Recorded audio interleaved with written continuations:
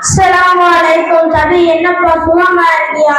வலைக்கும் சலாம் ஆர்டிஸ். நான் நல்லா இருக்கேன். நீ எப்படி இருக்க? அல்ஹம்துலில்லாஹ். நான் நல்லா இருக்கேன். என்ன கொஞ்ச நாளாவே ஆளே காணோம். ஆமாப்பா கொஞ்சம் பிஸி ஆயிட்டேன். என்னப்பா பிஸி?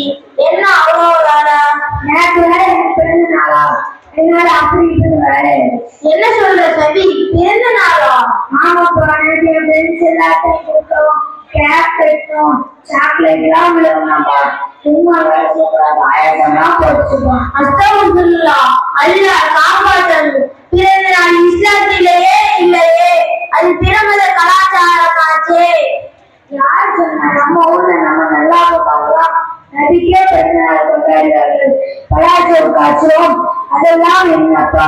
அவங்களெல்லாம் விழுந்தீங்க என்ன பெரிய ஆளா? என்னப்பா சொல்ற? நம்ம உமா அப்பா நல்லா செஞ்சா அது சரியாயிடுமா? நம்மளுக்கு முன்மாதிரி நபி எல்லாம் உலகம் தானே. அவங்க இதெல்லாம் சொல்லி இருக்காங்களா?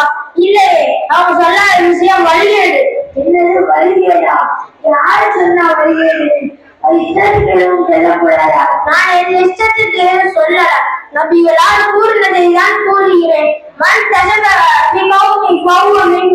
யார் திருமண கலாச்சாரங்களுக்கு ஒப்பாக நடந்து கொள்கிறாரோ அவர் அவைகளையே சார்ந்தவர்.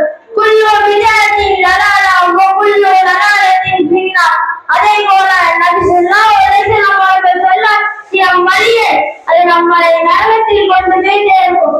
இன்னும் நபி ஸல்லல்லாஹு அலைஹி வஸல்லம் அவர்கள் கூறுகிறார்கள், பிறந்த நாள் கொண்டாட்டம் என்பது கிறிஸ்தவர் கலாச்சாரம். என்ன சொல்ற? பிறந்த நாள் கொண்டாடுவது வெளியேடா?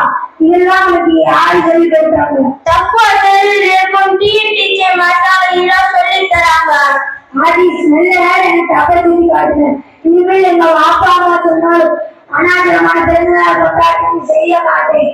நானும் உங்க மாட்டா கொண்டு மாட்ட விஷயங்களை கற்றுக்கொள்கிறேன்.